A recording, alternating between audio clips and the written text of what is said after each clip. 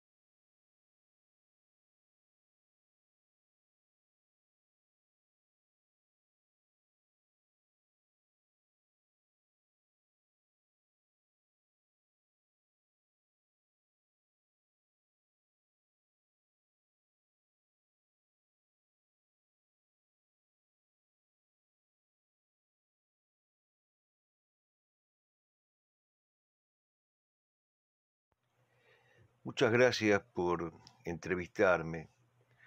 Le ruego que me acepte respuestas sintéticas y enunciativas, sin mengua de que más adelante podamos analizar cada una de estas respuestas. Pero a decir verdad, en este momento particular que estamos viviendo, no es precisamente el tiempo lo que me está sobrando, sino más bien faltando. Pues bien, me pregunta usted si podría explicar en qué consiste el posicionamiento del nacionalismo católico. El nacionalismo católico, por lo menos el que yo conozco y al que pertenezco, que es el nacionalismo católico argentino, es una corriente de pensamiento y es una doctrina. Y es al mismo tiempo, o pretende ser, una escuela de militancia política. Ahora bien, el punto de partida o el núcleo de este posicionamiento es la necesidad, por un lado, y el compromiso, por otro, y el deber, la obligación, de restaurar todas las cosas de la patria en Cristo. Aquel viejo pedido que nos hiciera el Papa San Pío X, omnia instaurar in Cristo, es la divisa, el lema y la consigna del nacionalismo católico. Es decir, nosotros lo que queremos es restaurar todas las cosas de la patria en Cristo. Y en esto, el que ha sido muy claro también a su turno, ha sido el Papa Juan Pablo II, cuando al comienzo de su pontificado dijo: no temáis, abrid de par en par las puertas a Cristo, y enunció los ámbitos en los cuales esas puertas debían estar abiertas de par en par. Los ámbitos de la educación, de la cultura, de la política, de la economía. Es decir, que el nacionalismo católico lo que busca es abrir de par en par las puertas a Cristo, a la sociedad en general, en este caso la sociedad argentina en particular. Pero fue también el Papa Benedicto XVI, cuando comenzó su pontificado, el que recordó aquellas palabras de Juan Pablo II y se hizo una pregunta retórica muy interesante. El Papa Benedicto XVI se preguntó en la ocasión: ¿por qué habrá sido que los estados, por qué habrá sido que las naciones se negaron a abrir de par en par las puertas a Cristo? ¿Qué temían? Que Cristo pudiese arrebatarles si les abrían de par en par a Él y les daban la bienvenida, lo acogían como el huésped por antonomasia. Y responde Benedicto XVI diciendo con pesadumbre: sí, es cierto, dice el Papa, ¿no? Algo o mucho Cristo les podía haber quitado si lo dejaban entrar. Les podía haber quitado el pecado, el vicio, la corrupción, el latrocinio, la indecencia, la inmoralidad. Entonces, recapitulando, ¿cuál sería lo esencial del posicionamiento nacionalista y católico? El deseo, el anhelo, el deber, el llamado, la vocación de querer instaurar todas las cosas de la patria en Cristo. El padre Castellani tradujo un poema de Verlaine y en esa traducción un poco a la criolla sintetizó acaso todo esto que estamos diciendo con abundancia de palabras posiblemente, y dice el padre Castellani: amar la patria es el amor primero y es el postrer amor después de Dios. Y si es crucificado y verdadero, ya son un solo amor, ya no son dos. Se trata entonces, para alguien que se define nacionalista católico o católico nacionalista, de amar a la patria en Dios y de pedirle a Dios que nos dé las fuerzas para poder restaurar la patria en Él, en su principalía, en su soberanía, en su recesía.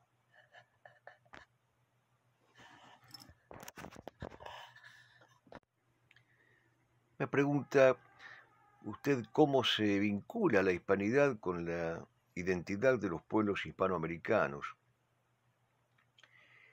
Cristo tuvo predilección por 3 apóstoles, a los cuales denominó con nombres singulares, específicos, propios, y ante los cuales tuvo la divina condescendencia de mostrarles su agonía en el monte de Getsemaní y mostrarles su transfiguración en el monte Tabor.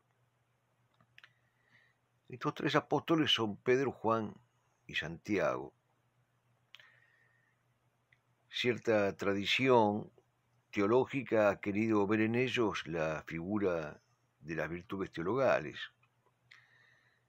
pero cierta tradición histórica ha querido ver y ve en ellos las cabezas de los principales pueblos que dieron lugar al occidente cristiano: Roma, Francia, España. Y se dice, respecto de estos 3 apóstoles, que Cristo confió en ellos los amores más significativos. A Pedro le dejó la iglesia, a Juan le dejó su madre y a Santiago le dejó España. De modo que la hispanidad, fruto del apóstol Santiago, la hispanidad crecida al calor de la invocación del apóstol Santiago, paladín y caudillo indiscutido de la Reconquista, la hispanidad que nosotros queremos como madre, es una rama viva de la cristiandad, es uno de los nombres de la cristiandad, es una de las realizaciones históricas, espirituales, culturales, morales, idiomáticas, etc., fruto del cumplimiento del mandato divino. Id y evangelizad, id y bautizad. Pues entonces aquí hay una pregunta fundamental que queda respondida. ¿Qué es lo que nosotros amamos cuando amamos a la hispanidad? ¿Amamos acaso una cuestión meramente geopolítica, un posicionamiento territorial, una predilección étnica? No.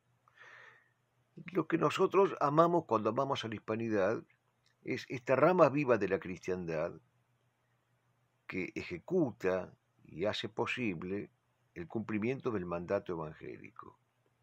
Id y bautizad, id y predicad, id y convertid.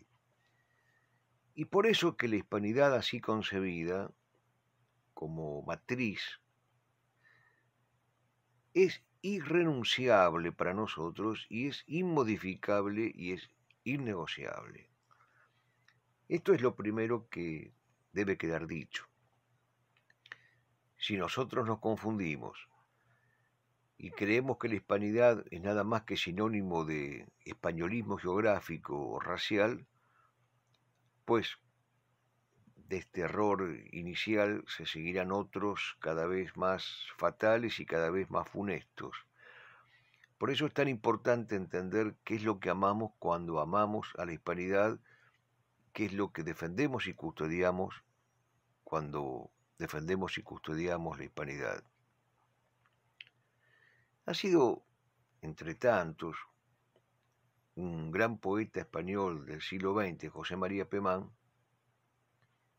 el que nos ha dado una definición magnífica de lo que es realmente la España eterna. En un fragmento de su gran poema La bestia y el ángel, dice José María Pemán que España es la cifra de todo aquello que en realidad define a la cristiandad. Y bellamente dice Pemán, cuando hay que descubrir un nuevo mundo, o hay que domar al moro, o hay que medir el cinturón de oro del Ecuador, o alzar sobre el profundo espanto del error negro que pesa sobre la cristiandad, el pensamiento que es claridad en Trento y es amor en Teresa, cuando hay que consumar la maravilla de alguna nueva hazaña, los ángeles que están junto a su silla miran a Dios y piensan en España. Solamente a partir de este presupuesto se puede entender lo que ha significado para nosotros la independencia. Porque me pregunta usted si fue un error habernos separado de la corona hispánica. No fue un error en las condiciones y en las circunstancias que se dio esa separación. Porque esa corona hispánica, de la cual tuvimos la obligación de separarnos, con dolor, ya no era la corona hispánica merecedora del mandato evangélico y del mandato de Cristo. Era una corona rastrera, bastarda, traidora, felona, apóstata, que había traicionado una y mil veces, y se había revolcado en esa tradición, el concepto de hispanidad. Entonces, rectamente entendida, la independencia nuestra es un acto doloroso pero legítimo, porque es un acto de resistencia a la tiranía, es un acto de resistencia al despotismo, y es un acto de resistencia y de rebelión no contra la corona hispánica, sino contra la usurpación de Napoleón Bonaparte al trono español con la anuencia del trono español y de la corona española. Pero claro, aquí caben algunas distinciones. Una cosa es la autonomía que fue planteada por los mejores representantes del movimiento independentista. Es decir, un gobierno propio, autónomo, autárquico, con soberanía política, pero sin desarraigo y sin desvinculación de la hispanidad, de las raíces hispánicas. Esta corriente de pensamiento y de acción existió, pero no fue la que prevaleció. Fue la corriente que representaron, por ejemplo, en América, un Iturbide, o un San Martín, un Belgrano, un Saavedra. Prevaleció, en cambio, otra corriente, que es la corriente que Mitre llama la emancipadora, y no es un uso inocente el de la palabra, porque precisamente la emancipación es sinónimo de desarraigo, de desencepamiento, de desfiliación, y por eso existe un opúsculo terrible de Kant sobre lo que es la Ilustración, y Kant define al hombre del iluminismo, al hombre de la Ilustración, como el hombre emancipado, emancipado de Dios, del rey, de los deberes para con la patria, para con la familia, emancipado de los bienes sustantivos y esenciales, emancipado de los trascendentales del ser. Cuando en el prefacio de la crítica de la razón pura, Kant dice: nuestro siglo es el siglo de la crítica, todo debe ser criticado y desmontado. En vano querrá sustraerse de esa crítica omniabarcadora a la religión, invocando su majestad. No, no, no. Todo debe ser criticado y desmontado. Bueno, en el movimiento independentista existieron los fidelistas, los leales, pero también existieron los emancipadores, es decir, aquellos personajes siniestros de raigambre masónica, iluminista, y lamentablemente fueron los que prevalecieron. Pero entonces, no es que fue un error habernos separado de la corona hispánica, fue un dolor, fue un acto doloroso pero legítimo dadas las circunstancias. No puede descalificarse en bloque, pero tampoco puede festejarse sin señalar matices, grados, y sobre todo sin hacer estas distinciones que nos parecen sustantivas y esenciales.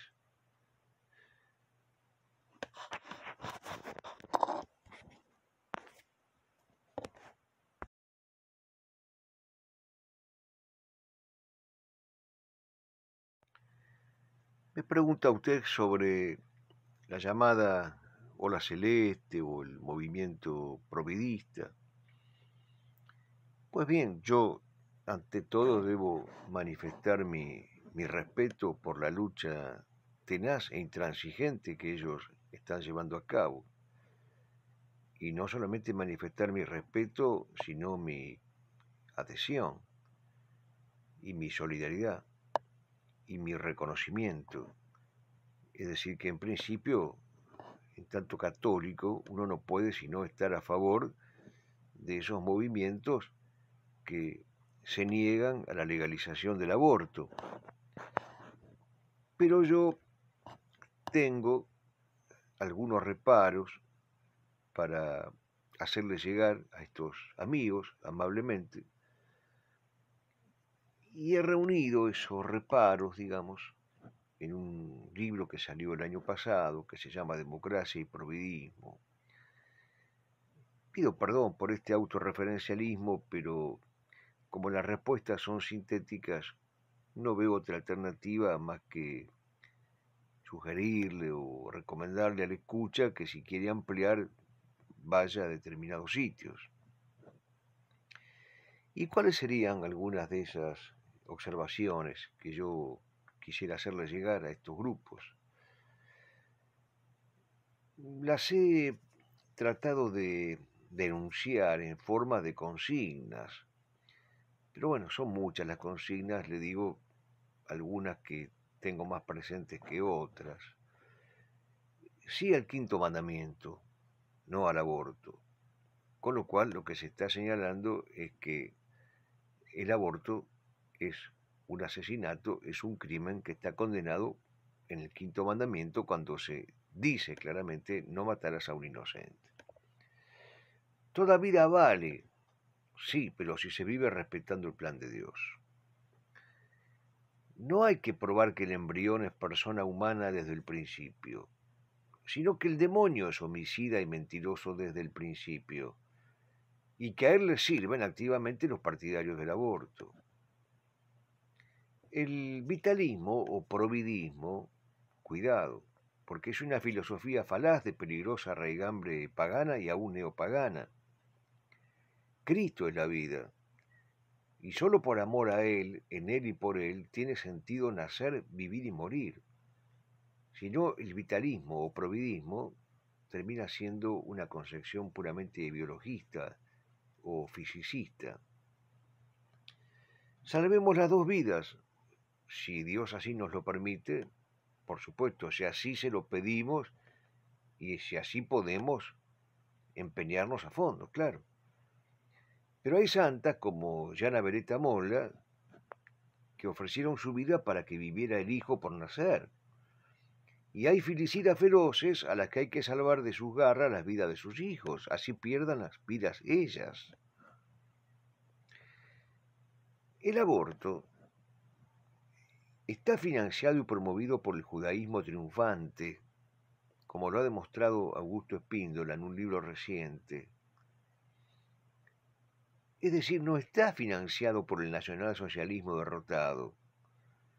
En política, también está mal abortar la realidad de los hechos y de sus personajes, aunque ellos resulten en las antípodas de nuestras convicciones. Quiero decir y digo con esto que en el Tercer Reich estaba penado el aborto. La Unión Soviética de Lenin lo legalizó. En historia también está mal abortar la verdad de lo acontecido. Es decir, que identificar al abortismo con el nazismo no es banalizar el holocausto, como dicen algunos. Es parte de un calculado sofisma, como el sofisma conocido con el nombre de Reductio ad Hitlerum, inventado por el judío Leo Strauss en el año 1951. Entonces, cuidado también con aquellas buenas causas mal defendidas. Aquí no se le está pidiendo a nadie que adhiera al nazismo. Lo que se le está pidiendo, y se le sigue pidiendo, es que no falsifiquen la historia y que dejen de pagar tributo al sofisma conocido como la Reductio ad Hitlerum. Eso es lo que se está pidiendo. Nosotros luchamos por el honor de Cristo Rey, no por el honor del Tercer Reich. No tiene sentido amenazar a un político con negarle su próximo voto si favorece el aborto. A un político hay que amenazarlo con la resolución de no ser jamás partícipe del sistema que lo provija a él y a sus secuaces, o sea, la democracia. Si el político se queda sin su voto, hallará otros, es su especialidad. Si se queda sin estercolero, en cambio, morirá, porque se alimenta de basura y de repugnancia. En pocas palabras, lo que quiero decir es que no hay que hacer la revolución en sentido contrario. Hay que hacer lo contrario de la revolución, como dice de Maistre. Copiar los procedimientos del enemigo es haberse dejado seducir por los criterios y por las modalidades del enemigo. no pongan como modelos de defensores de la vida a esos personajes del mundillo del espectáculo, de la farándula, que hasta ayer y hasta hoy viven dando pésimos ejemplos de promiscuidad, de nudismo, de frivolidad, de sensualismo desbocado, de inconsistencia intelectual, de memez escandalosa, de novismo narcisista. Un horror. Hay que recordar, en cambio, que el buen combate por el orden natural y el orden sobrenatural, específicamente contra el divorcio, el aborto, el pansexualismo, la contranatura, etc., tiene antiguos y viejos maestros, muchos de los cuales ya murieron, sin que las jóvenes generaciones llamadas providistas jamás se hayan percatado de su magisterio. Se comete una injusticia muy grave con ellos al ignorar que hablaron y obraron cuando el tema no estaba en conocimiento de nadie, pero sí activamente en marcha desde las usinas del nuevo orden internacional. Y yo por último les diría a estos amigos, esta no es una batalla cromática, celestes contra verdes, es una batalla teológica, es un combate teológico. Tampoco es una batalla sentimentalista o sensiblera. Chupetes y escarpines queden al pie de la cuna, está bien, pero en la lid se tienen que alzar los pendones cristeros, los estandartes vandeanos, las aspas de Borgoña, el Cristo de la Legión y la bandera de Facundo Quiroga que desafiaba flameando cada día religión o muerte.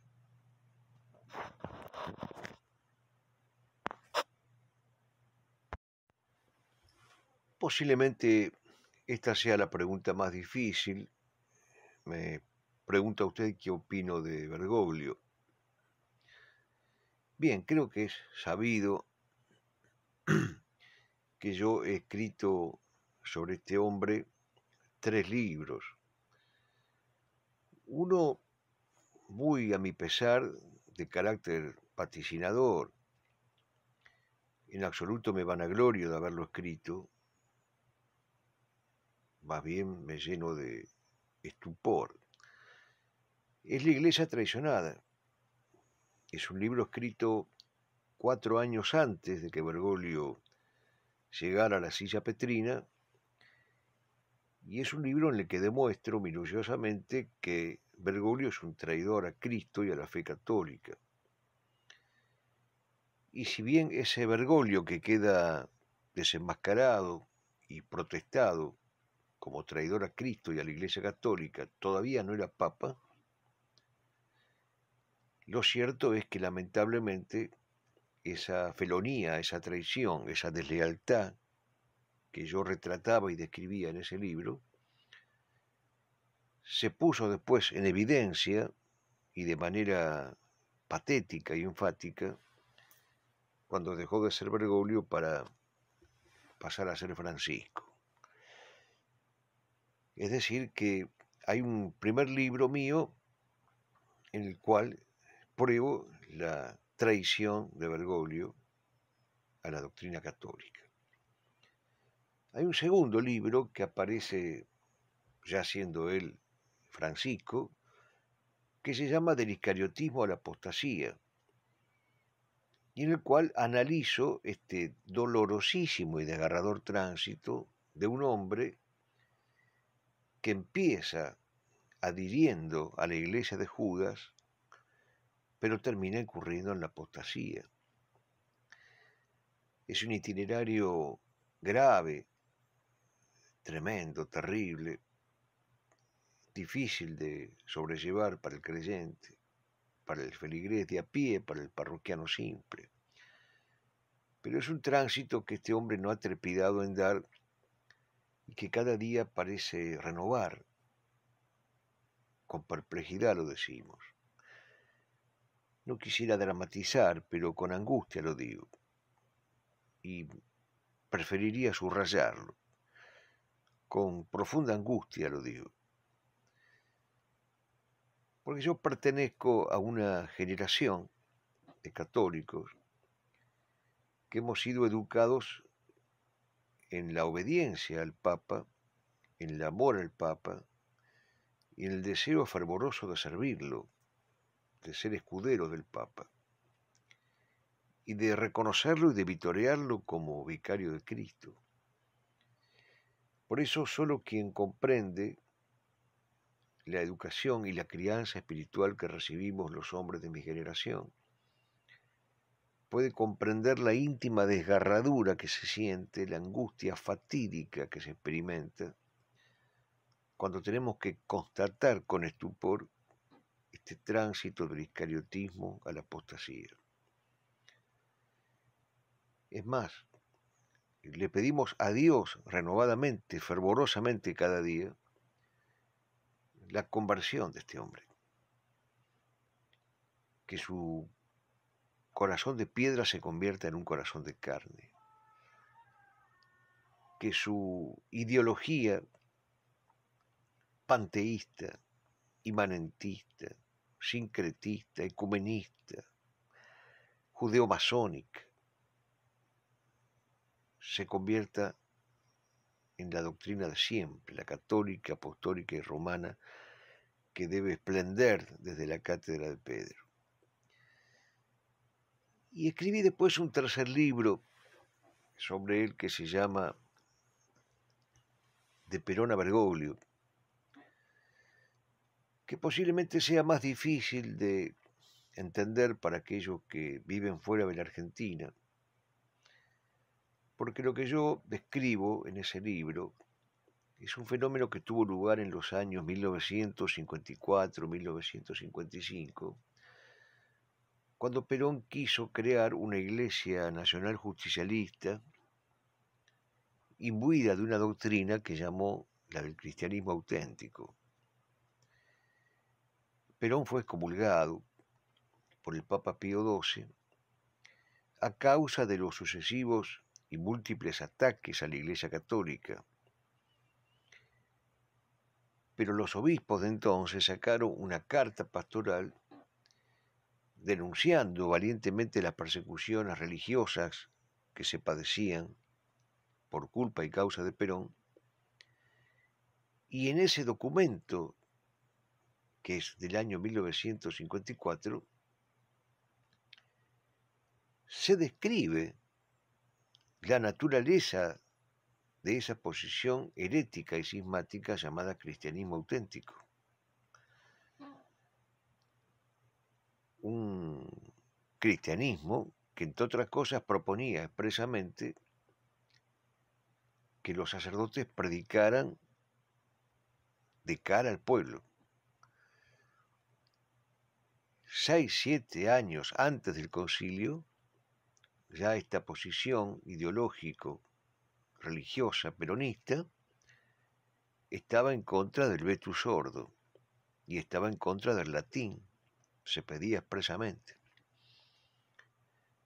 Pues bien, cuando uno analiza y compara, y es lo que he hecho en este libro mío de Perón a Bergoglio, las posiciones heréticas y cismáticas del llamado cristianismo auténtico que sostenía Perón y sus secuaces, con las posiciones y convicciones que sostiene hoy Bergoglio, uno ve una atroz coincidencia. Estos 3 libros resumen cuál es mi posición respecto de Bergoglio. Es un hombre que ha transitado del iscariotismo a la apostasía. Es un hombre que ha traicionado a Cristo y a su iglesia, y es un hombre que sostiene una cosmovisión ideológica marcadamente judeo-masónica, sincretista, imanentista, ecumenista, una posición que lo coloca en la condición de traidor. Y yo creo que se ha llegado a un punto en el cual se puede decir de este hombre que no tiene ni legitimidad de origen ni legitimidad de ejercicio. La legitimidad de origen es dudosa, porque si es verdad, y todo indica que lo es, la maniobra ejercida por la llamada logia de Saint-Gall, si esa descripción minuciosa que ha hecho el mismísimo cardenal Danels del funcionamiento de esa logia, si todo eso es verdad, y aparentemente lo es, este hombre llega a donde llega por una maniobra dolosa y pecaminosa. Entonces no tiene legitimidad de origen. Pero tampoco tiene legitimidad de ejercicio, precisamente porque su gestión es una gestión que está llena de ese tránsito que parece renovar día tras día del icariotismo a la apostasía. El año pasado yo tuve que dar una conferencia sobre el libro de la sabiduría y repasando ese libro sapiencial del Antiguo Testamento, redescubro que la idolatría es presentada en este libro como pecado opuesto a la sabiduría. Es decir, que el idólatra, el que practica la idolatría, conspira contra la sabiduría, y la sabiduría es un don del Espíritu Santo. Y además, el hombre verdaderamente sabio es el hombre del timor domini, del temor de Dios. El temor de Dios es el principio de la sabiduría. Y me quedé profundamente preocupado al analizar este libro de la sabiduría, sobre todo en esta parte en la que la idolatría es presentada como locura, demencia, turbación del juicio, perturbación del ánimo, es decir, todo lo contrario de la sabiduría. Porque la idolatría conculca la bellísima verdad de que por las cosas creadas puede el hombre conocer al Creador, al adorable artífice y a sus perfecciones, algo en lo que insistía mucho San Pablo, está en la primera carta a los Romanos. Y digo que me quedé consternado y preocupado al redescubrir que la idolatría es un pecado opuesto a la virtud de la sabiduría, porque justamente aquello en lo que incurrió públicamente Bergoglio fue en el pecado de la idolatría respecto de la Pachamama y de todos aquellos ídolos falsos que no trepidó en venerar y en adorar y en proponer su veneración a los fieles. Pues entonces estamos ante un problema muy serio, estamos ante un personaje que no tiene legitimidad de origen ni legitimidad de ejercicio, y yo lo que pido modestamente es, por un lado, que seamos capaces de desenmascarar al error. El Papa León XIII, cuando retrata la actitud de los masones y la condena en la Humanum Genus, él dice: levántase insolente la secta de los masones regocijándose de sus triunfos. Pero termina diciendo en este párrafo: tan fiero asalto, el de los masones, pide igual defensa. Y es a saber que los buenos se unan en coalición de obras y oraciones para que los errores al fin abran paso a la verdad y los vicios a la virtud. Entonces yo creo que lo primero es arrancarles las máscaras a estos personajes, por el bien de la Iglesia, testimoniando la verdad oportuna e inoportunamente y gritándola desde los tejados si fuera menester. Si no habláramos nosotros, tendrían que hablar las piedras. Pero cuidado, porque junto con esto que nos está exigido, este acto duro de arrancarle las máscaras a los falsarios, nos está pedido, y ahí si no lo cumplimos, nos está pedido aquello que sintetizaba San Agustín cuando dice matar al error, pero amar al que yerra. Aquello que también sintetizó Antonio Rivera, el llamado Ángel de Alcázar, cuando les decía a sus compatriotas que valerosamente defendían el Alcázar de Toledo ante el ataque rojo: tirad, pero tirad sin odio. Sí, tirad, sí, pero tirad sin odio. Matar al error, pero amar al que yerra. Y en tercer lugar, yo creo que hay que practicar, poner en práctica un viejo concepto monástico olvidado, que es el de la oración vicaria. Es decir, rezar por el otro, pero no por el otro como destinatario de mi oración, sino poniéndome en el pellejo del otro, en el cuerpo y alma del otro, y a pesar de mi nadidad, a pesar de mis pecados, de mis bajezas, a pesar de mi inconsistencia, pedirle a Dios esta gracia, que me permita como siervo ponerme en el pellejo de aquel que ya no sabe pedir, que ya no quiere pedir, que ya no puede pedir. Y yo presiento que este es el caso de Bergoglio, que inmerso como está en esa atmósfera turbia, ya cansada como de taberna al final de una noche crapulosa, inmerso como está en la idolatría, inmerso como está entre el cisma y la herejía y el cisma, inmerso como está en ese clima apostático, anda necesitando de alguien que por amor a Cristo y a la Iglesia se ponga en su pellejo y le diga: Señor, te pido que me conviertas. Padre, te pido que me conviertas. Santísima Trinidad, vuélveme católico.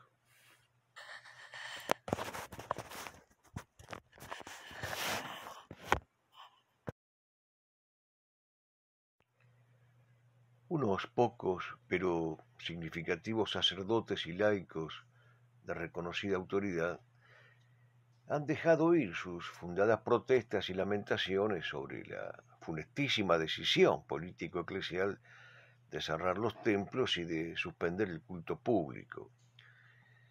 Son muchos y graves y de trágicas resonancias los males que se siguen de esta insensata medida. No vamos ahora a hacer el análisis de tan impío desacierto. Baste remitirse a los frutos de perdición que está causando en tantas almas sencillas, obligadas a no tener acceso al insumo esencial por antonomasia, que es la Sagrada Eucaristía. Los obispos no entienden. Quisiéramos que esto fuera una metáfora, pero no lo es. Los obispos no entienden. Han perdido el sensum criti, el sensum ecclesiae, y aún algo más crasamente natural. Han perdido la virilidad. Si algún grito debiera retumbar hoy tras los arcos de la Roma apóstata y a la vera de los templos, es el grito iluminado y clamoroso de Santa Catarina de Siena: «Sedme viriles, sedme viriles». La hombría al menos podría restituirles el conocimiento inteligible. No es un sarcasmo. Es literal y trágicamente cierto que no entienden nada. Arguyen que no se puede desobedecer a la autoridad gubernativa ignorando el inmenso corpus doctrinal sobre el derecho y el deber de resistencia a una orden ilícita del poder civil. Ignorando la obligación de obedecer a Dios antes que a los hombres. ignorando que las leyes inicuas, irracionales e injustas e insensatas deben ser resistidas aún con el testimonio de la sangre si fuera menester. Sostienen los obispos la falsa dialéctica salud-cuidado físico contra un supuesto fundamentalismo religioso, como si los que reclamamos la reapertura de los templos fuéramos fanáticos partidarios de suicidios colectivos y anómicos al estilo de ciertas sectas. ¿No se dan cuenta de que hay plena compatibilidad entre el resguardo de la salud a la que nos impele el quinto mandamiento y el amar a Dios sobre todas las cosas, rindiéndole adoración pública? No les alcanza la cesera indocta para advertir que en última instancia, en la encrucijada, si tal opción existiera, siempre será preferible temer a los que matan el alma, no a los que matan el cuerpo. ¿Qué parte del Evangelio no entienden, señores obispos, cuando Cristo nos dice: el que quiera ganar su vida la perderá, pero el que pierda su vida por mí la ganará? Si condenable es la eutanasia, también lo es la ditanasia, como bien enseñaba el padre Basso. Es decir, esa obsesión por conservar la vida física casi con un sentido prometeico, que delata una concepción de la vida corporal como la única existente. No, la ditanasia tampoco es una postura cristiana ni católica. Creen los obispos que no son estos tiempos de cruzadas, ni siquiera de andar insinuándolas. Es comprensible. Así como no se puede mentar la soga en casa del ahorcado, no se puede mentar la hombría en el harem de los eunucos. No se les puede pedir parresía, santa audacia, más pálpito que cálculo, cuando ni siquiera se les puede pedir que tengan gestos masculinos. Y creen otros que ya han cumplido con creces al remitirle al gobierno un aflanado y dócil permiso para reabrir los templos. ¿Pero qué esperaban como respuesta de este gobierno de aborteros, corruptos, amorales, mentirosos y ladrones? ¿Qué esperaban de este manicomio político en virtud del cual un puñado de epidemiólogos escondidos tras las sombras deciden si somos libres para caminar 500 metros o asomarnos a la terraza? Es la barbarie de la especialización que decía Ortega y Gasset. Esa junta de epidemiólogos cuyo comandante es el homicida Ginés no es el consejo de sabios de Rey Alfonso. Es la logia de Fernández, dócil instrumento del poder mundial, rejunte de horteras de la Organización Mundial de la Salud.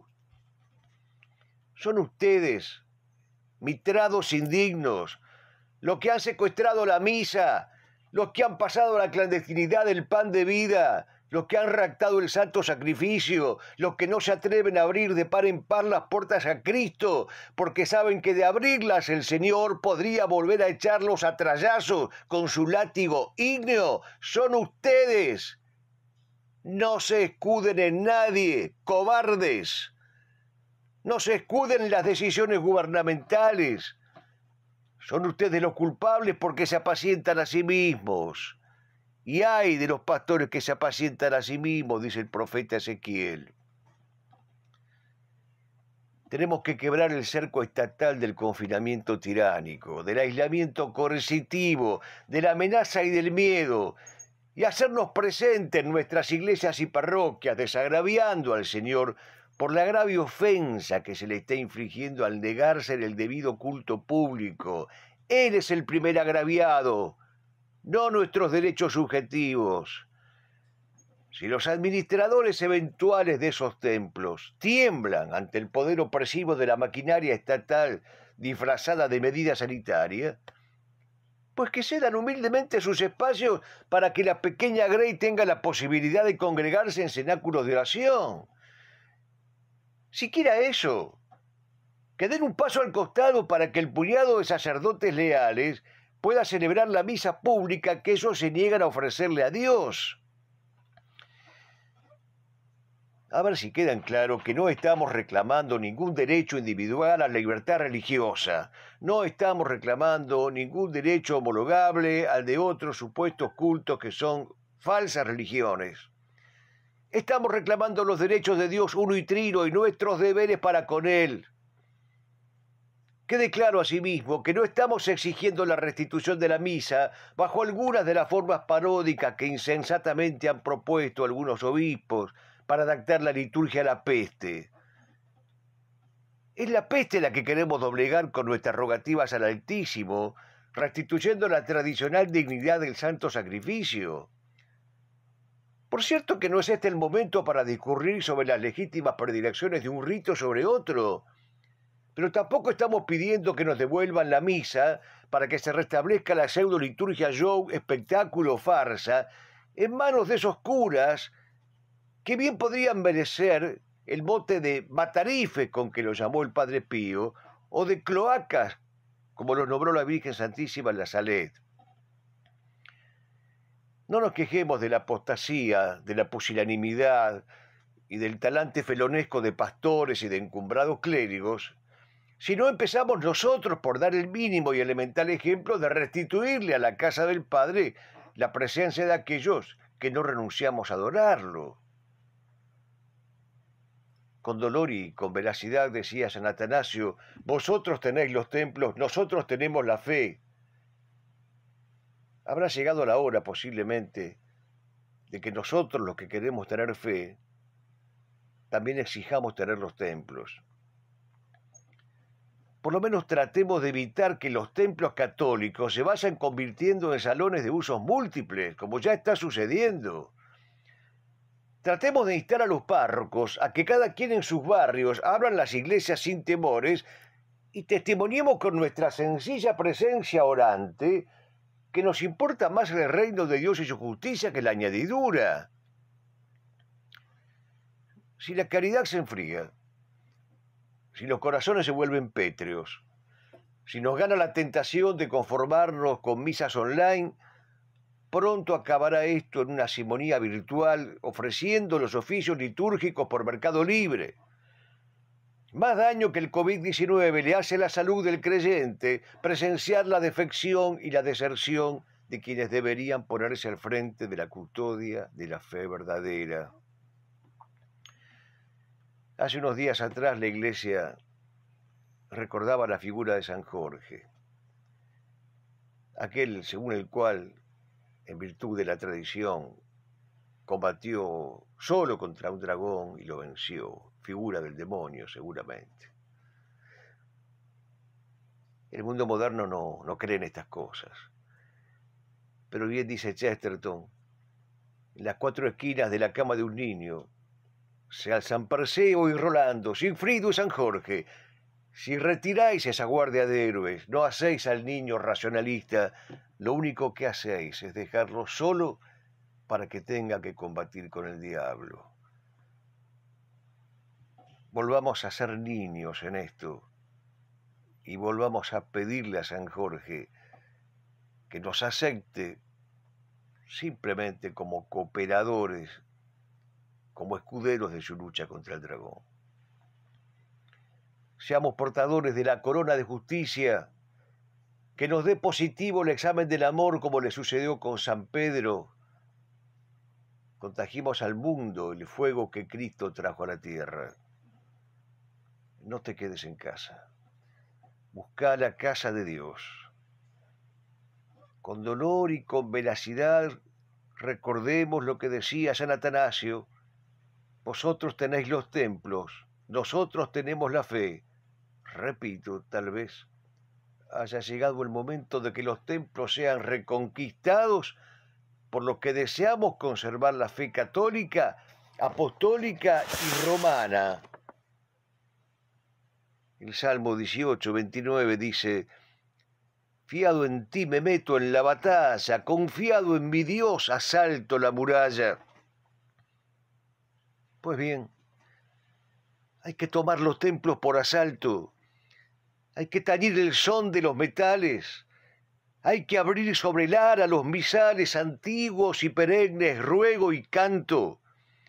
Hay que vencer este fatal quebranto, hay que marchar con himnos a raudales y hay que arrumbar los miedos abisales. Libremos nuevamente otro Lepanto. Nos contagien los héroes el coraje, de los santos se imite la bravura para impedir la ofensa o el ultraje.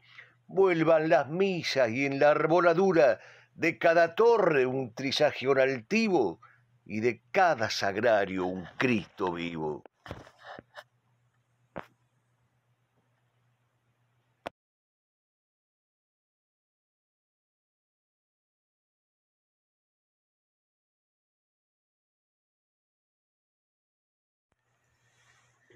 Me pregunta usted, como para ir concluyendo, si hay alguna solución a la actual crisis, tanto en la Iglesia como en la sociedad, y qué podríamos hacer nosotros los laicos al respecto, o qué mensaje pudiera yo dejarles.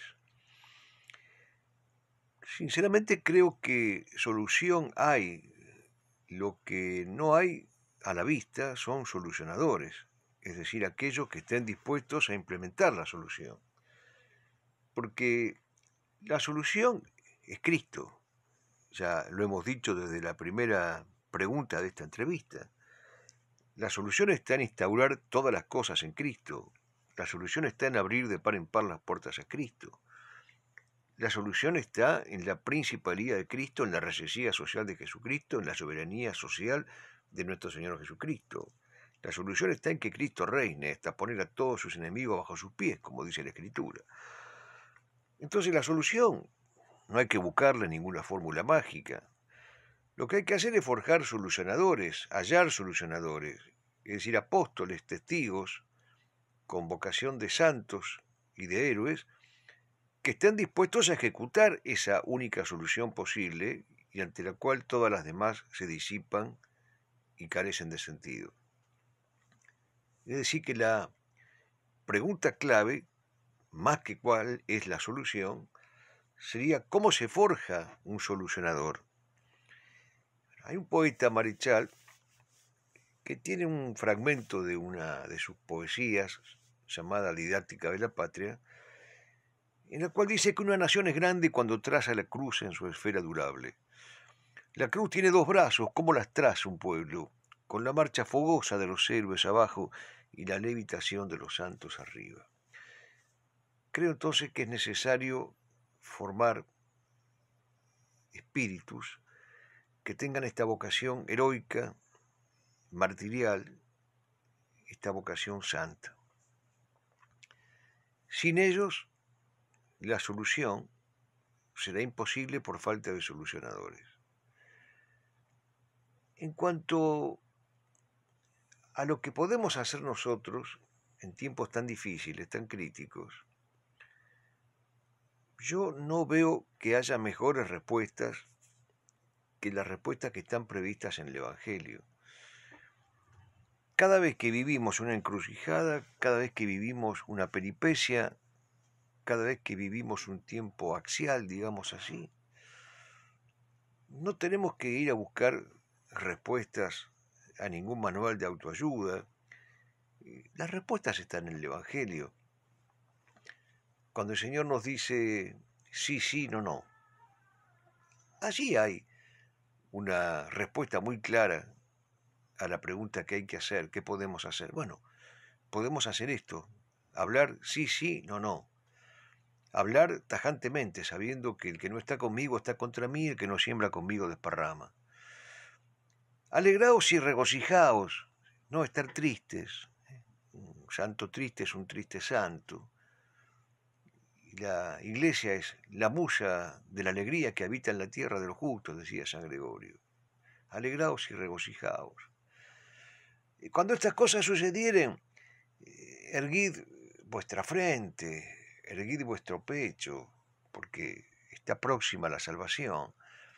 No desesperarse entonces, desesperar es descender al infierno.